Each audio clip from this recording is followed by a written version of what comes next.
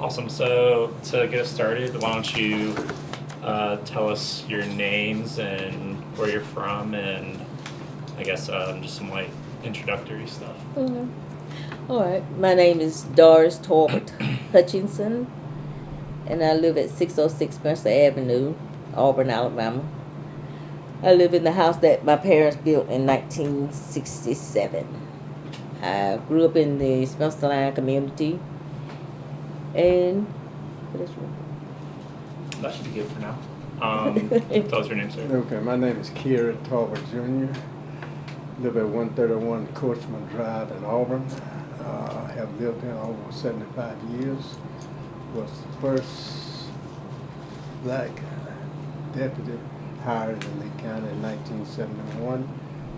At the present time, I'm serving as consultant to the Sheriff's Department after retiring for 40 years. And this is my 52nd year at the Sheriff's Department altogether. Why don't you tell me a little bit about your parents? Like, what was it like growing up with them? What were they like? Kind of stuff like that. Well, I better tell you a little bit about them. Yeah.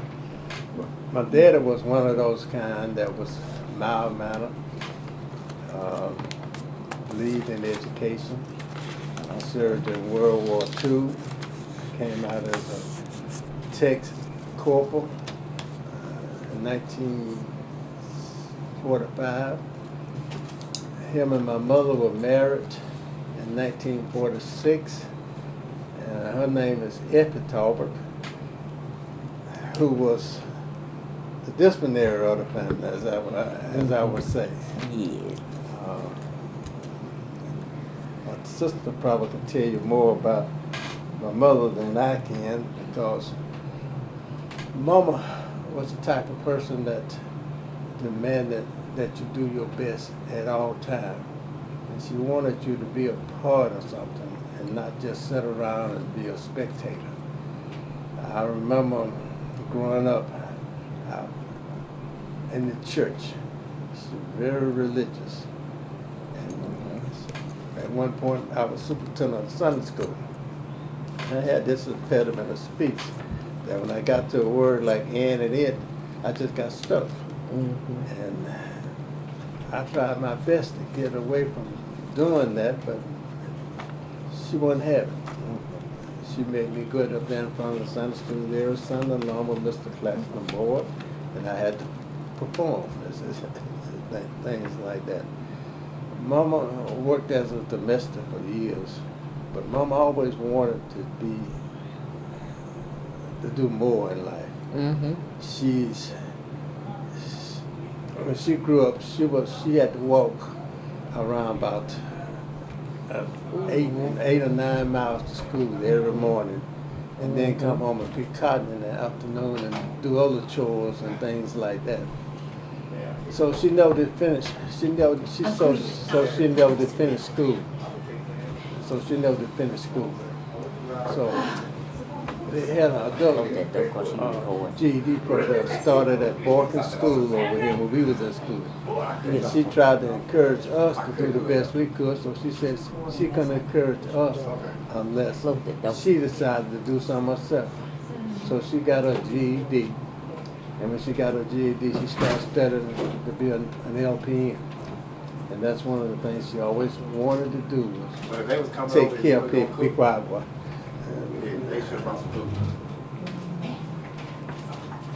Respect. The thing about it is this right here is that she did in turn end up getting a LPN license. She graduated from Oklahoma Tech. Yeah, that is. And got, after Doris. That's where she was. She believed in, and as she told me once before, I don't tell very many people this is that. She told me, she said, son, he said, if I discipline you like I used to discipline you, I'll be in prison today. But the thing about it, I told her though, that because of the way she disciplined me and where she brought me up, it made me respect people more. And one thing about it, our parents demanded that we say yes ma'am and no ma'am to everybody. I don't care if you was white, black, or whatever. We said yes ma'am and no ma'am to everyone. People chastise me now because I still say it. No, you probably hear me say it to y'all probably for things. Yes ma'am, yes sir, because that's just me. Yeah. It's just inbred it in me. And I bred it in my kids the same way. You know, it's just respect. Yeah. She said, no matter how old a person is, you respect their position. Mm-hmm. That's what you do. And like Cary said, now, Mom had an 8th grade education because she, like I said, she was her parents were sharecroppers at the time. We didn't know. We thought they owned everything down there because we were small. You know, I thought that was their cotton fields, but most of it wasn't. And so she always wanted an education. So she worked, like Nick said, she worked as a domestic, and then she was the assistant head cook when we were at Drake. So she cooked over there. Then she started the man that owned it, Beck Zoya Grass Farm. He hired her to take care of his wife, and she took care of 2 of them, and then she also took care of Mrs. Yarber. Her son was named Dr. Cecil Yarber, so she took care of her too. And so after when I went to LPN school in Opelika, so she went to night school at Drake and got her GED. And because she was up like you said, she was all about education and improving yourself. Don't stay stuck at one place. You try to go to the next level. No. And so she did, and she studied, and she went to LPN school, and so she the first year she stayed for the first half, but then she couldn't stay for the second half because my uncle committed suicide. And my grandmama house that was on the corner, he blew his brains out. His brains were all over the ceiling and everywhere. That was Daddy's brother. And so she cleaned up all that stuff, so she didn't want to go back to school right then, so she started back over. And then she completed her studies, and then she passed state board and became an LPN. And so she worked, and her last job was the healthcare coordinator for the Auburn daycare centers. And when she was going to the home to show people show these young mamas how to take temperatures and how to how to treat their children, how to clean up, make sure that if they had impetigo or something, she showed them how to keep the place clean, and keep them clean. She just did a lot of stuff. And she worked in the church like Cary said, all the time. Mama would go in the community and get other people's children, clean them up. If they needed some shoes, she'd go buy some shoes and put them on clean them up and take them to church and have them in her group, So she had a lot of kids that grew up, loved Miss F because she paid them a lot of attention, and she did things like that. Daddy was a jack of all trades. Yeah. He worked at the VA hospital for over 20 years as a nurse assistant on the psych ward, as we used to call it. I remember one time had somebody escape from the psych ward, end up at our front door. And we all up there worried about him. They called the police and everything, and they up there scared to do anything. So my daddy and another fellow that worked at the VA drove up, and then when they drove up, they told him, said, whatever his name, said, what you doing? Well, I'm going home. Kill somebody. Kill his wife. Kill his wife. That wasn't boy. Daddy told him, said, no, you're going to get in the car. We're going to take you back home. So they put him in the car and took him on back down without any problem at all. The police allowed them to do it. He walked all the way from Tuskegee all the way up there. We lived in that greenhouse. He also was he wouldn't get in there to Daddy. Yeah. The Daddy told him to get in there. Because he was also a brick mason, a carpenter, a plumber. It's a wall. If you leave here, go down and you turn left on the Cary Drive, you'll see a wall setting up there with bricks with little holes in it and stuff. My father laid that for people named Stearns back in the day. I remember that because he had took me and my brother to work with him that day. We came home for lunch. When they got ready to go back, I disappeared. My brother went back, he got paid, I didn't. That was too much hard work for me. But when he retired, he spent a lot of his time repairing houses and places for anybody who needed it. And he didn't, half the time he didn't charge them. He just, you buy the material, he'll take care of it. Yeah. He worked at the church. He put in bathrooms at his church in Marvin. And the pool the too. Rising Star and the pool and everything down there on his own, you know. That was just him. Him and Mama was those type that wanted to be a part of the community and worked in the community. And one summer, she said all the kids in the neighborhood. She had all of us. If you see some dogwood trees on these streets, we planted them. But they still living. Yeah, I know so we that's got some true. still living on There's a top of the few of hill. Well, we planted them. We had a That neighborhood street cleanup. and that street, man. We had to clean up everybody's yard, all the trash. That was our project. She had all the kids. So she said, "No, we're gonna do something this summer." So we had to clear up the whole neighborhood. We planted trees. We planted flowers in people's yard. But we had a good time because we were all of us together. two pickups full of kids. You know, we went down in the country to find trees in the woods and stuff like this, and she'll point them out. We'll dig them up. We'll bring them in, plant them, and water them and stuff. But you didn't have time to get in trouble. You know, back then, because the whole summer you did something. If we wasn't doing that, we was on the ball field playing ball or softball or something.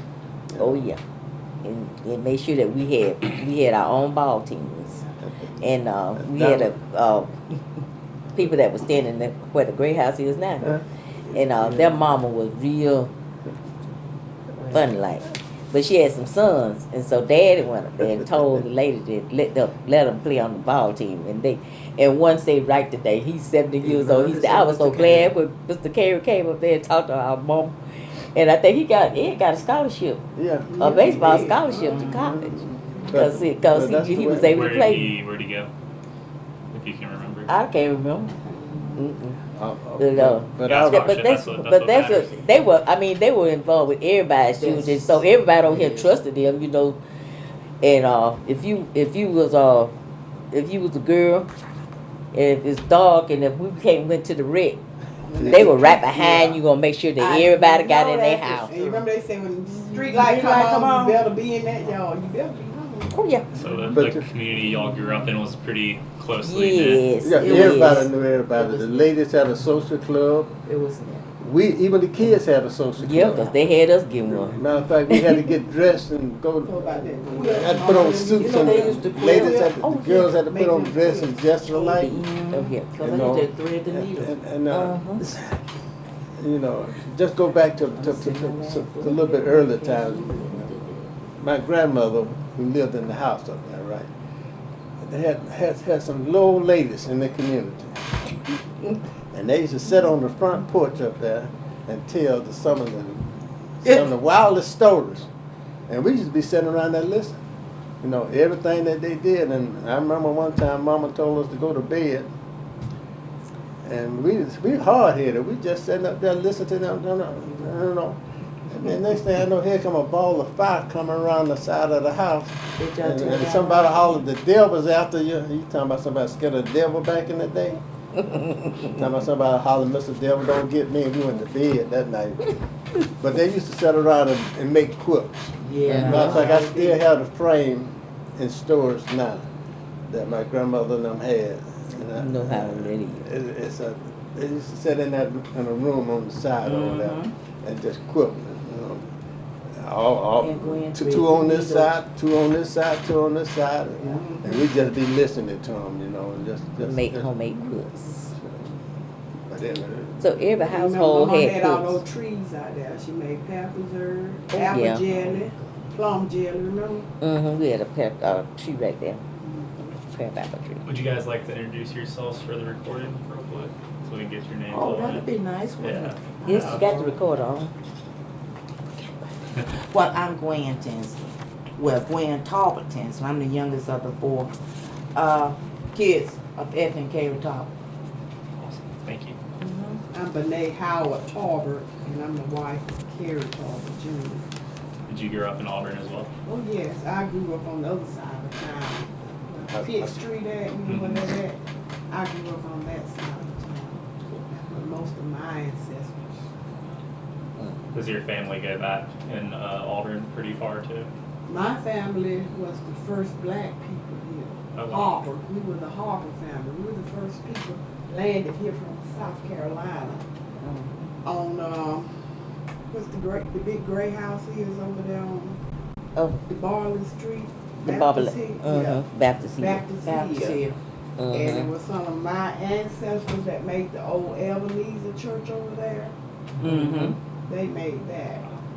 That was the first black church.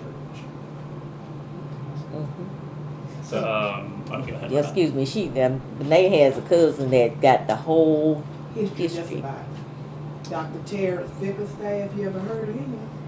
He, yeah. I'm relatively new to Auburn. Okay. Yeah. He lived in Huntsville.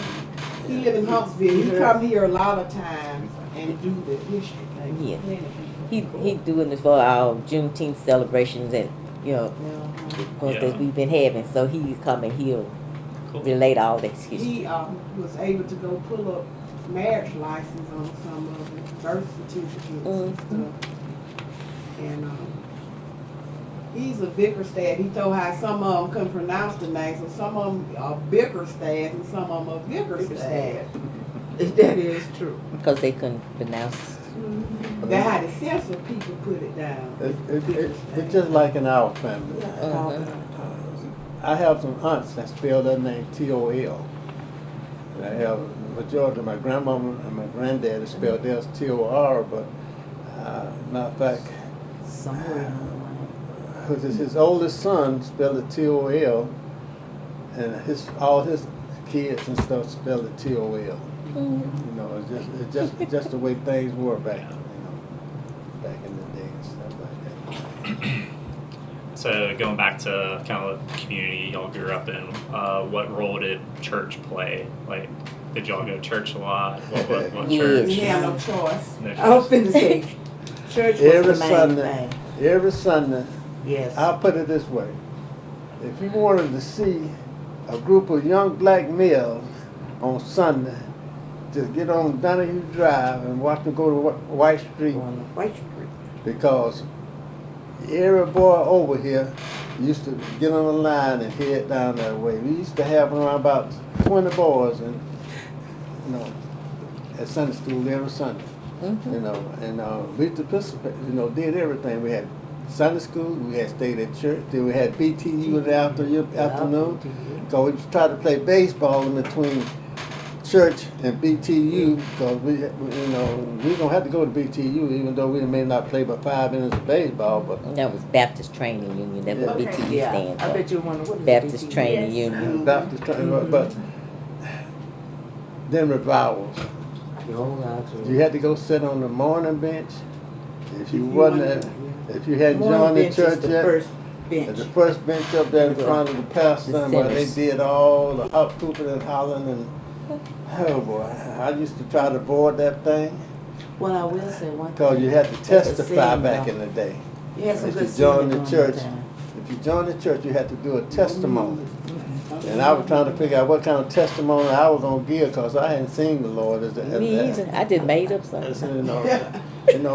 But it'll be amazing how people used to get in front of that and start talking about what they seen and stuff like that, and it used to scare me, because I know I ain't never seen that, But we was always at church, no matter what. Yeah. I It was remember Church like was the center of the community. Mom and Daddy was a member of Rising Star, which is in Marvin, Alabama, which where they met and grew up at. And we used to have to go down there the first Sunday. And I remember telling my mother one day, said, "Mama, I cook dinner on Sunday if you let me go to White Street, so I can leave there and go play ball, right?" So she taught me how to cook cube steak, mashed potato, and as I call them, English peas back in the day, with brown and syrup roll with an apple pie in the oven. And I used to cook that. I used to go to church, come home, cook that right quick, go play ball. Doris and them couldn't get out of it that quick as I could, though. But you know, He was the oldest. He was mama favorite. you know, And I'm the unfortunately, and I remember about our parents also. They always want us to have something, and we had the first TV in the community up there.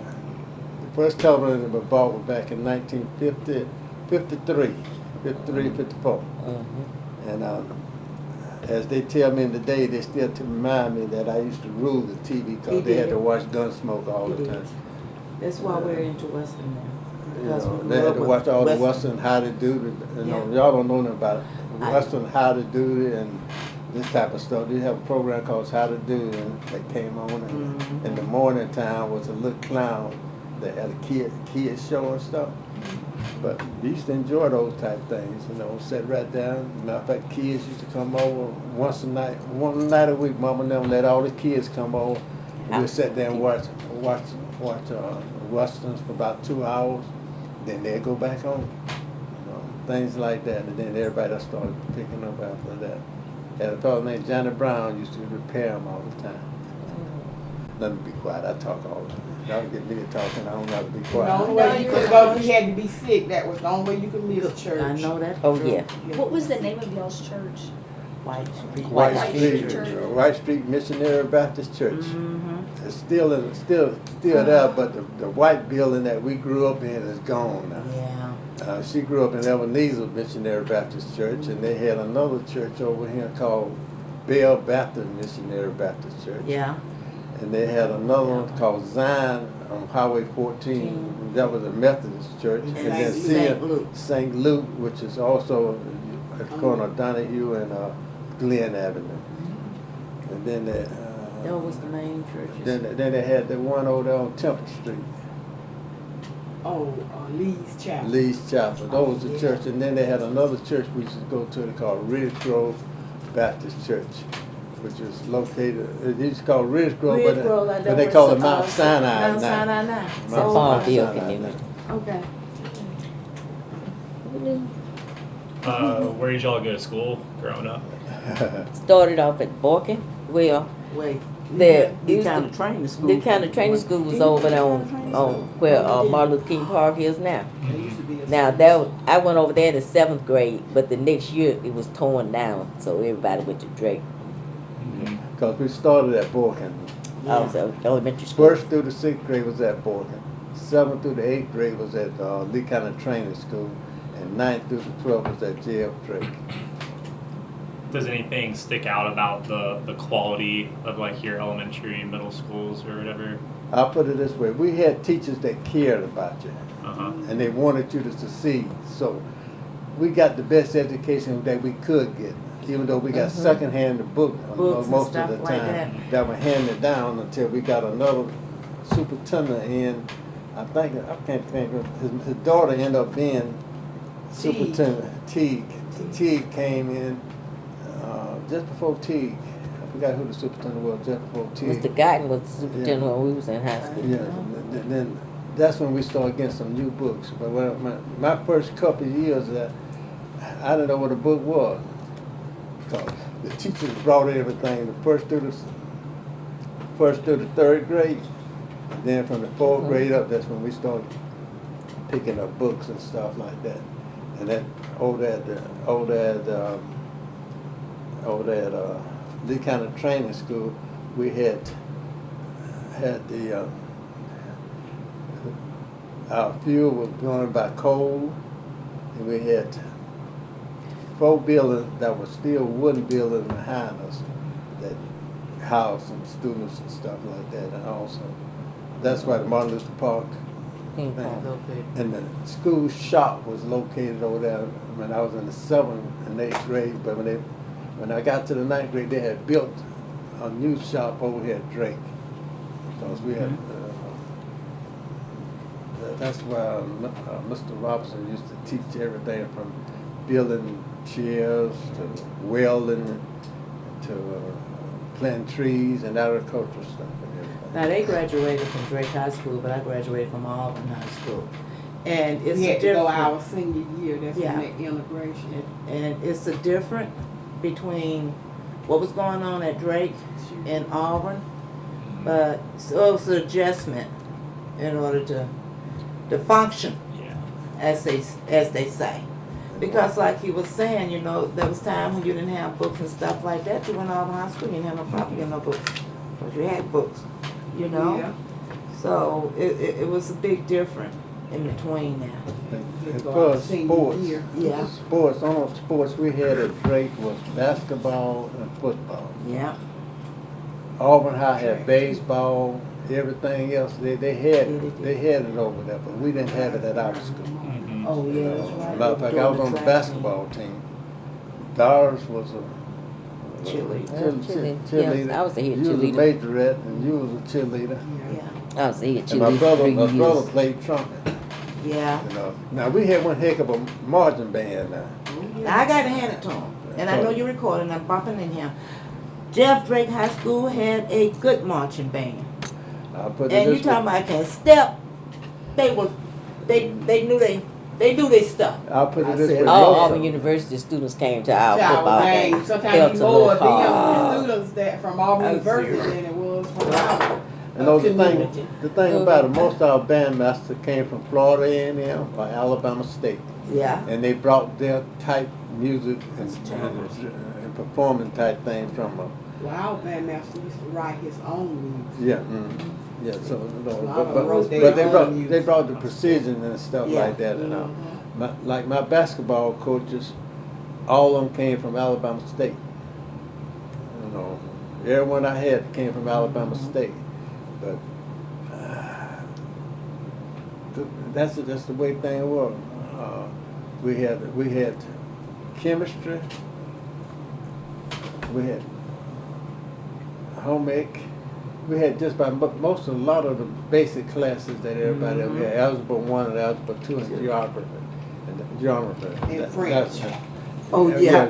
Yeah, we had French called Miss Bene. Did you have any history classes growing up? Oh yeah. Oh, yeah. Did you have any Yeah. history classes growing History up? Oh, and yeah. civics. History and civics. That was my favorite subject. We had Yeah. one lady, Miss Newman, Oh. talking about a history buff, Mhm. and she was my favorite teacher. Bless her soul.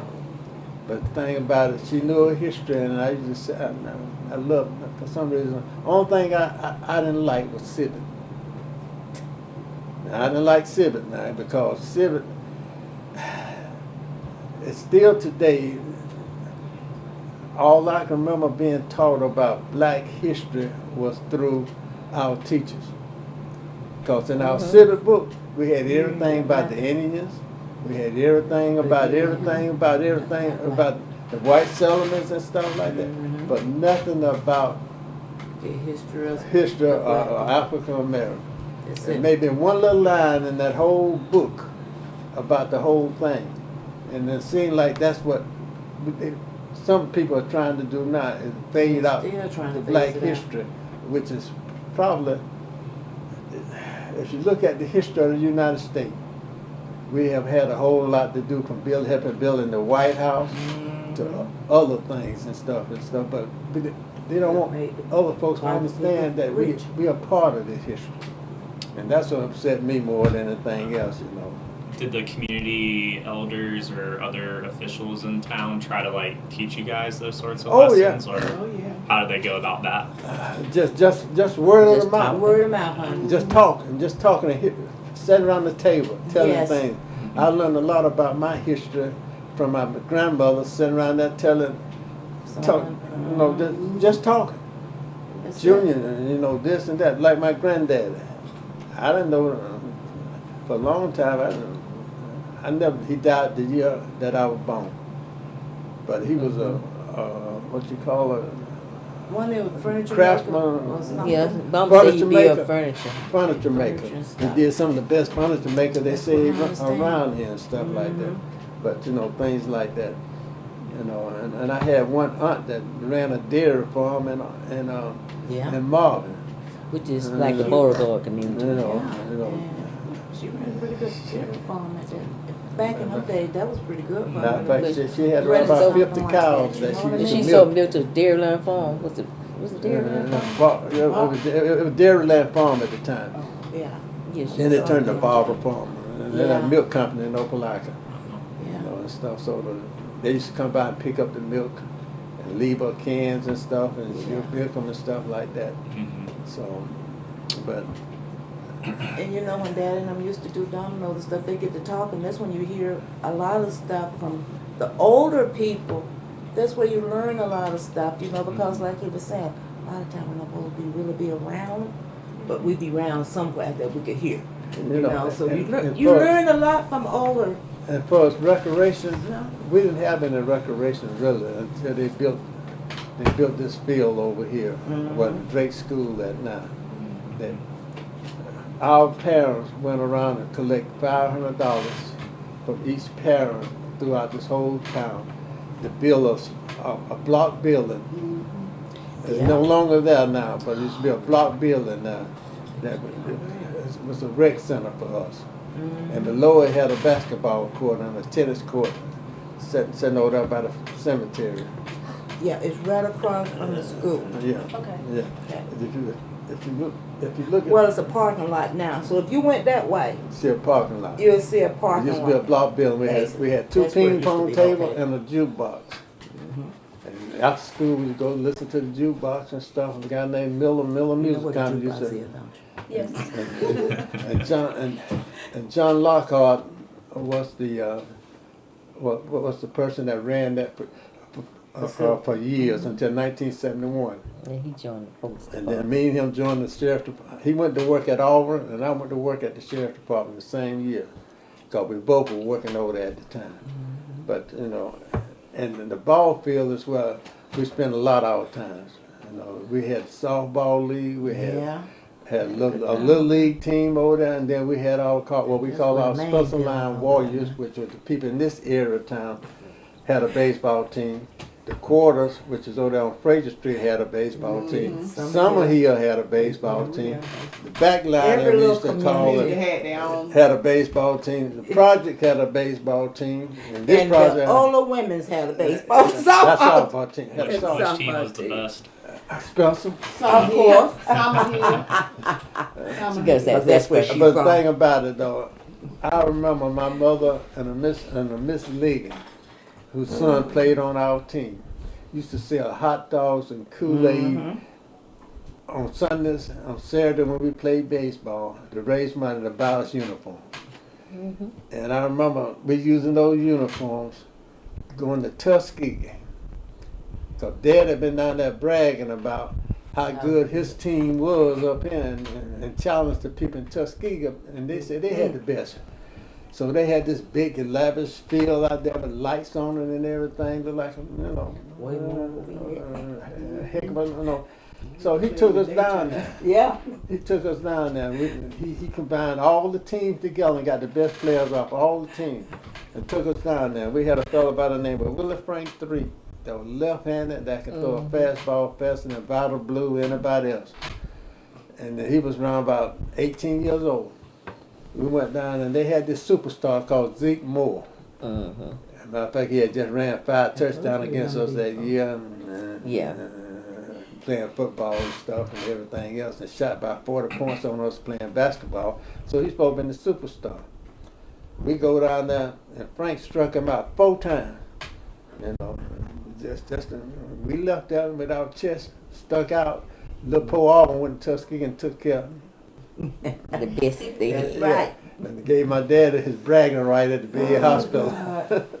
but that was our fun though. We didn't like. We were poor, but we didn't know it. Yeah. And I'll put it it this wasn't way. into fighting. We didn't Yeah. fight. You know, That thing was- about Now it, that's no one joy. thing I will say. We We're no couldn't- battle. You know what I mean? Everybody got along right here. It- And if they did have a fist fight, it was over with in a split of a second. And they then you best could If friends. I be fought punished you for today, doing you that. shot Joe marbles the Kid. next day. But think about it, I couldn't shoot too many marbles because Mama said I was gambling. That's so right. I can shoot marbles, but I couldn't But you shoot may for let her keepers. know, though. But when she And went to that's work, it. I won all the marbles in the community. I was a I told you tomboy. this was the rebel here. I was a tomboy. When they went to work, I won everybody marbles. But you know, that was the fun part of everything, though.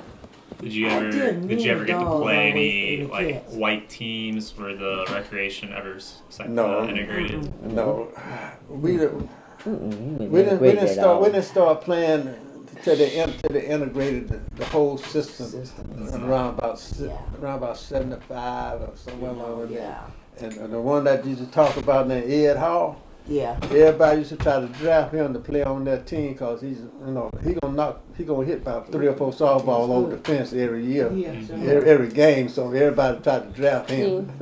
The But- year what was it, 1960, 66, we had freedom of choice. You could either go to Drake or you could go to Yeah, Auburn because High. some of them Yeah. did. They still, we had some in my class that went on to Auburn High. Uh-huh. And a lot of us just said, well, I just want to stay at Drake because I had the school spirit, you know. Yeah. What, So, but Cause it- everybody from Summerhill went They to went, Auburn, yeah. except for me and my Yeah. sister. And then later on, We it was came to integrated. Drake. That Cause was- everybody on my side. then went to in a couple of Auburn. years it was mandatory. If you had the choice to stick at Drake or Auburn, which would you have done? I was like, I Yeah. have but one more year left. I wanted to graduate from Drake. Mm-hmm.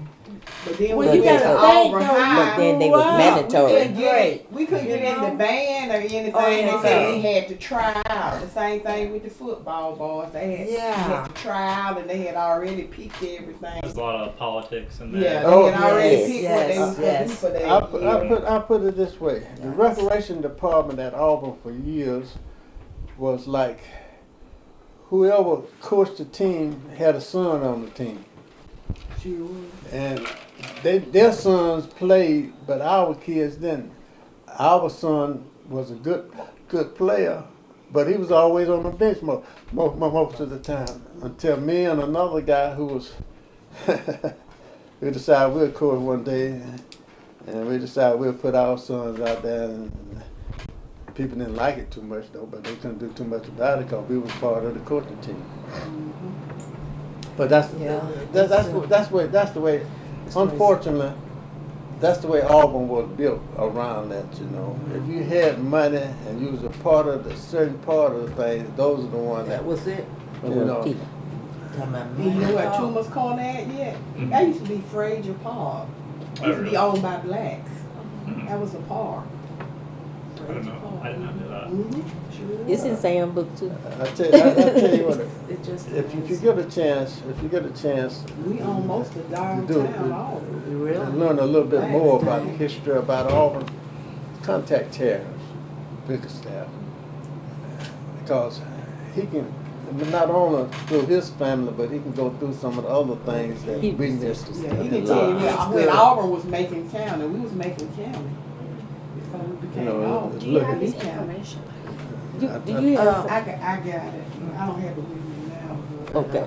I'll get it from you later. okay.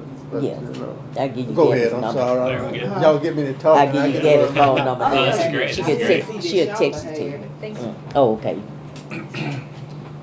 So I guess in general, was growing up in Auburn different than it was growing up in Opelika? Like, could you sense any big differences between the community?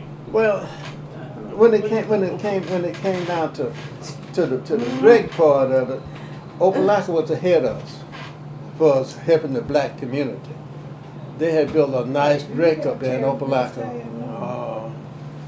on Carver Street. They had a nice size swimming pool, baseball field, everything. And we used to, matter of fact, we used to, what we call, in the summertime, Opelika and Auburn used to be versus each other back and forth. They had Darden High in Opelika and Drake High here.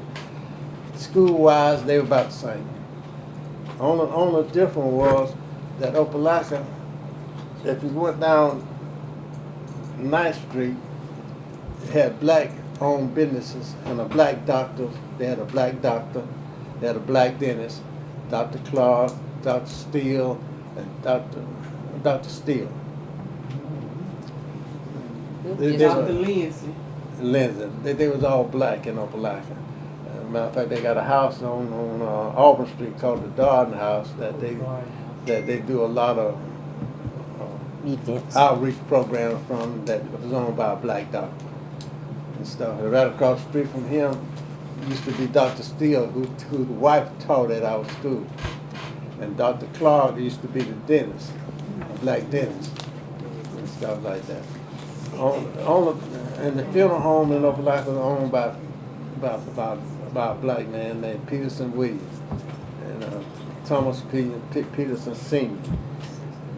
And then they had one here in Auburn called Frazier Funeral Home, which is located Peterson on White Street over here now. You see Peterson Williams. That used to be Frazier Funeral Home. You know, those are the two black.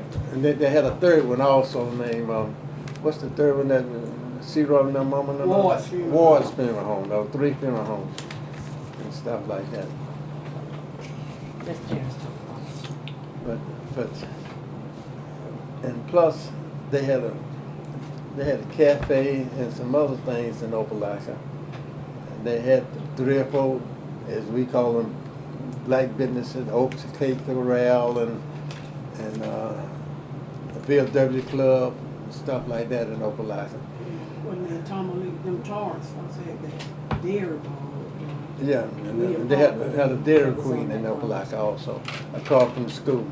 Yeah. Now, So they had more businesses. No. Miss White did when she built her new taster shop on 14. She put in a Dairy Queen, like a Dairy Queen like shop there at the same time. It's amazing how certain people was able to get things, like Vans, the Peterson, Dewey Bedell. Now, Dewey Bedell, him and his wife owned a store on Opelika Road. Right across from now the Shell station, next to that little Brick building with the bar or something. Used to be a store. You see a little motorcycle shop, and then you see a building set between the white building and that building. Used to be a grocery store, and where they had just built a whole bunch of new apartments and houses. He owned a house over there. Then if you go down University Drive, he owned Where the more. mall at. Yeah, go past the mall, you see an old house sitting on the hill up there. A white house sitting on the hill. That was his family house right there. He owned all that property from that house all the way down to where they just built that other place at and stuff. And they had two lakes on it. So They sold the mall, the land where the mall at, that was theirs too. So that was part of it. How old were you when you kind of got the sense that people were starting to speak out against segregation, starting to like organize and stuff like that?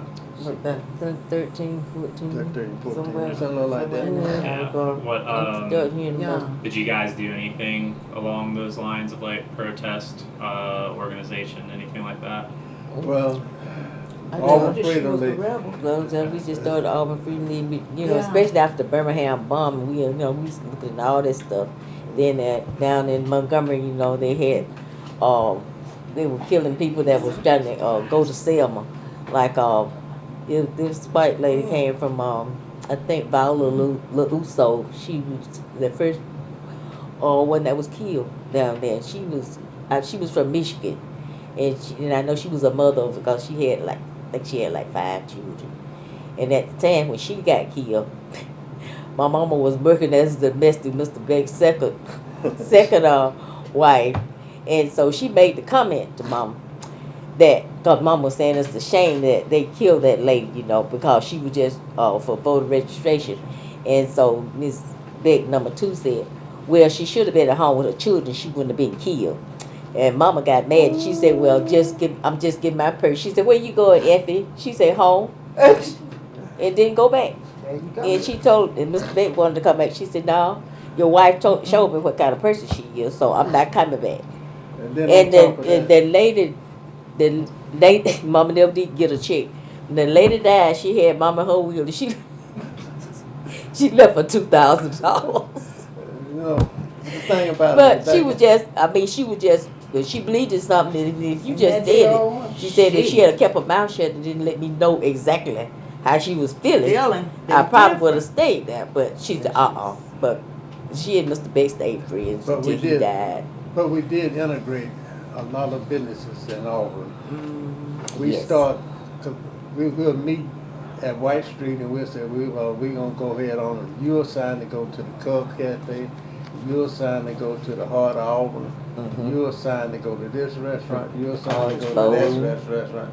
And so we assigned to give people money. We give each person $5 or $6 to go down and order a hamburger or fry or something like that. It'd be about 3 or 4 in a group. So we did that. Only problem we had in integrating Auburn was that we went to a place called the Orange Bowl. Roy's Orange Bowl. I remember that place now. That's what Cary and his group went. Yeah, that was. We walked through the door and this guy threw the 45 on the counter, and we left.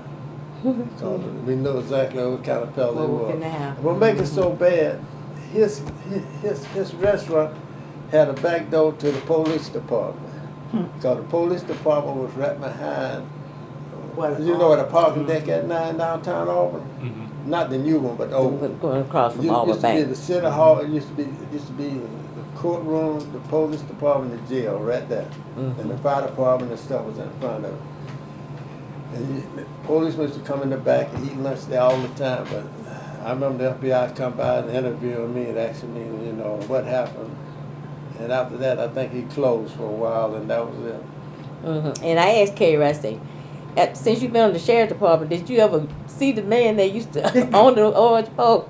He said, I wanted to see him so bad so I could, I wanted him to come to my jail so I could show him You know, how far I what make it come. so bad, I went in the Cub Cafe and ordered a strawberry milkshake. And I never told anybody about it. I ordered a strawberry milkshake. And this old joker coming down, I got my hamburger, got my strawberry milkshake, but that strawberry milkshake didn't taste right. It was hot. He had put hot sauce in it and made it like strawberry, right? But make it so bad, I went to work at the sheriff's department. This guy ran the Cub Cafe still. He was the best friend of our sheriff who had hired me, right? So we was up there talking one day, and they got to talking, and I started telling him, he said, I said, you probably don't remember me. He said, well, I probably don't. I said, you remember that young black fella coming in your little cafe and you gave him a strawberry milkshake with a hot sauce? He looked kind of funny. He said, I said, that was me. He said, oh, I'm so, well, that was just part of the day. I was a Wallace man and still a Wallace man and all this and type of stuff. But after that, you know, every Thanksgiving and every Christmas, I didn't buy a ham, I didn't buy a turkey. He ran a little place, a service station, and he did, Bent Creek at night. Had a little service station there, and he ran a service station. He had a smoker. He used to smoke turkeys and ham and sell them. Hello. He called me one Thanksgiving and said, come by here, I got something for you. I said, okay. I go by there, he said, happy Thanksgiving. Give me a smoked turkey. I go down, Christmas come out, come by and see me. Merry Christmas, smoked ham. He did that every year. I told him. So he was trying to make up for what he had done. But you know, it was kind of like it just came all back around, you know. And then later on, he decided that he wanted to be my best friend. You know, we got along. Matter of fact, he said, if Wallace can change, I can change. So, you know, that's the way things work. Yeah. I think it had a lot to do with people not knowing each other. You know, that's what it was. You just segregated because you supposed to be in your corner, you supposed to be you still on your side of the track, and I still on my side of the track.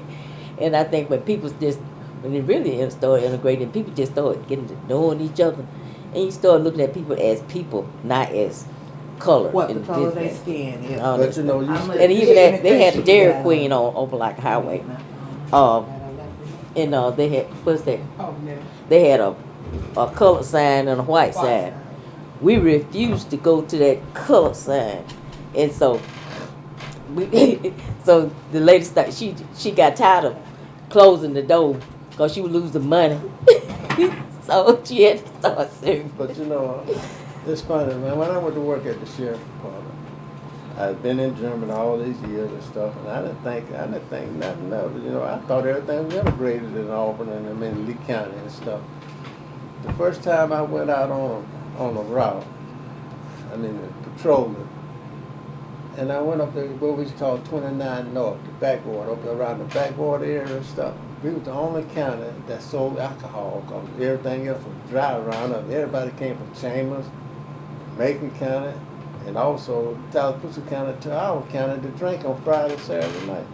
I go up there and I say, okay. I walk in the front of the building and I see a little split between the bar. I see all the blacks on this side and I see all the whites on this side. I said, huh?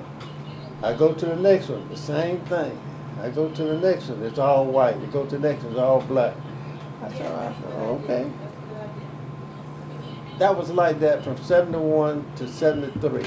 And then at 73, they start closing, and they start, you know.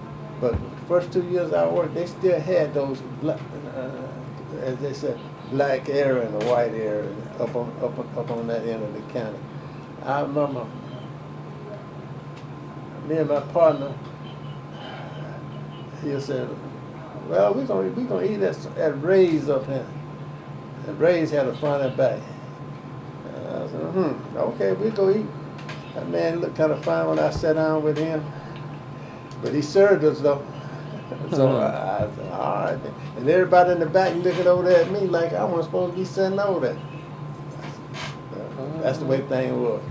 But back when we was kids though, Doris was kind of like the little rebel in the family, the one that would stir up something in a minute. Speak out.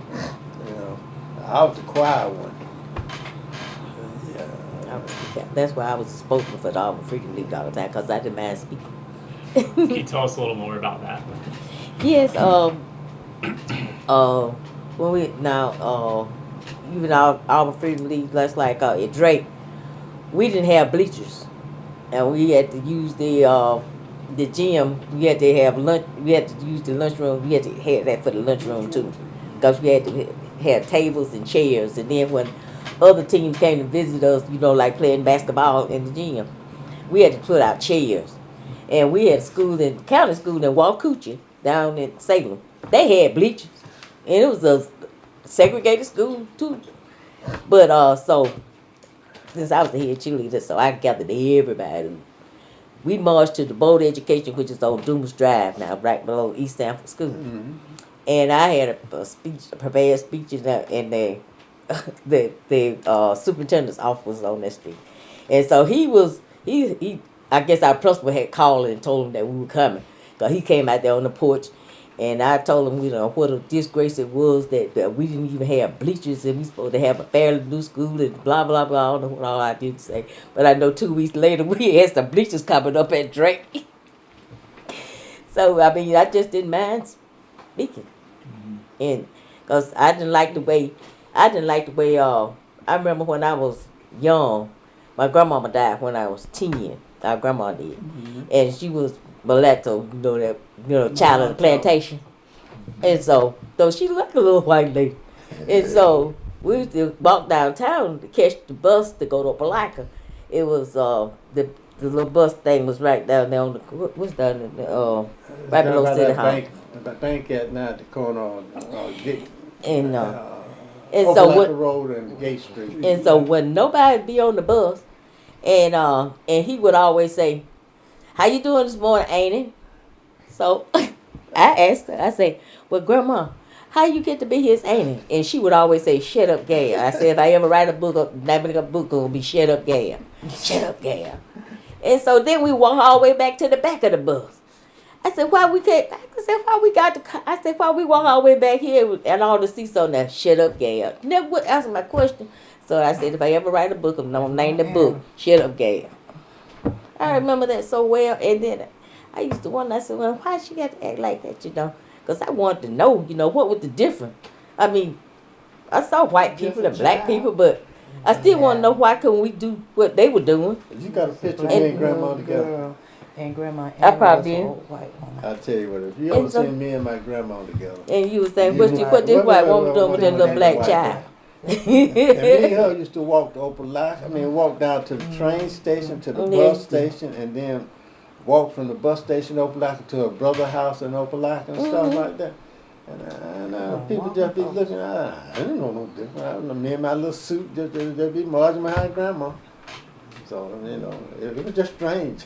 And yeah, and I used to when my granddaddy was down in the country, and then they would call him boy. And I wonder how come they would call him boy, and he was grown. You know, he was older than me then. You know, your kids and your grandparents are old. And I just wonder, and so I was always asking questions. I just wonder why were they doing that, you know, and stuff like that. And I didn't like it because we had to. Grew up. Well, we had to say yes, ma'am, and no, ma'am. How come they couldn't say There tell you Big go. Daddy yes, sir? They'd call him Eddie B. Yeah. You know, and I just wonder, well, how can they get away with it and we can't? You know. And that's something So else we learned I'm about young then, you know, but it's all in the back of my head, you know. Why is this going on? Why is that going on? And then when President Kennedy got killed, everybody was talking about what we gonna do now? You know, the older people, they were crying because the president got killed. I think it was in '63. I think I was like in the 8th grade, something like that. I was just studying. And I said, well, I'm not gonna go like that. I'm gonna speak out. I don't care what they say. I'm gonna say my piece. Cause my mama always did tell us. She said, I don't care who you are. Don't you never think that somebody else is better than you. And I didn't either. Well, I put it this way: she picked up her being a rebel from my mother. Mm-hmm. So mama she was would speak one out. of those She was kind. gonna bite her tongue for Oh, nothing. don't Thank I care. tell you. Whether you the mayor or whatever you are. I remember I had to calm her down twice. Cause me and the sheriff I had working for me, the second time I was working for the sheriff, I was the chief deputy. And he didn't know very much about the sheriff's office. His wife. So his wife was That up was there Sheriff most Chapman. of the time. But the thing about it, I did most of the work, the budget and did everything and stuff like that. And I used to go to work at 7 o'clock and get off at 7 o'clock. My wife said I spent more time with that than I spent at Mama home. didn't like You that. did. And I had my first heart attack. And Mama got so mad. She said, I'm going up there and cuss that it's Mama. I'll take care. I can't say what she said, but I said, Mama, I'll take care. Don't you go up there. Because if I wouldn't have stopped her, I probably wouldn't have had the position I have right now because You go in there and show up. because She was. two things you All you didn't can do. do is like, You didn't oh, bother Lord, her she kids and you didn't disrespect her. You know, and the thing about it, just the way things were back in the day, you know, she like the mother hen. You know, so What other kind of things did y'all do with the Freedom League? This most thing we did was integrated and integrated these things down here and the voting thing. Trying Because to do then the after voter that, you know, a lot of voter kids. registration integrated. A lot of them went, integrated after too, then, so. a lot of them went to, you know, got drafted in the army, and some went out to college, Yeah. and some left town to go up north and get factory Other jobs and jobs stuff like and that. So we kind of dispersed. Can you but- tell me more about the voter registration? I put it this way. They were so glad when 66, 68, and 69 came around because all of us rotated to a school or either got drafted. Mm-hmm. Everybody who was in that league either went Yeah, to school or either got drafted. We all went to Of left Tuskegee, town. went to A&M. A&M. Mhm. We wasn't going to Auburn back then much, you know. We were going to Tuskegee and A&M and Alabama That State. state. Few started going to Auburn in the 70s. You know, we had from this area. Now, one thing we did do now, James Brown came to the campus, put on a show for the fraternities. He said he wasn't going to play over there unless he had some black folks in the audience. And they let us come over there and buy tickets and sit in a certain area, you know. So we got a chance to see James Brown. On the other time that we was able to go and they dismissed school and I refused to go over there and I don't know why, but they had, what's the name, Billy Graham came came to the university, and they dismissed all the schools so they can go to listen to Billy Graham. Black, whites, all of them. They went. I didn't. I came straight home. I said, I ain't going to listen to that man. I led a lot of them out of school when George Wallace came over there to the stadium. And so the way I could get most of them to come, because see, a lot of kids from Los Chapoca rode the school bus, and a lot of school bus drivers was students. Yeah. So if we They got all- school bus drivers to come, so they could come too, because they didn't have it away home. And so the principal would tell us, well, y'all going over there, everybody got to have an excuse from their parents. And everybody would write notes, sign them for everybody else. That okay, That's something else about I'm gonna write her schools, one, too. but I'm gonna sign her mama's name to give We to the had one principal. I know adult. We had one adult school. but we bus went driver. over there and protested against Wallace. We You didn't know, get inside the stadium, we but had we were over 7 there. buses, and one of them adult.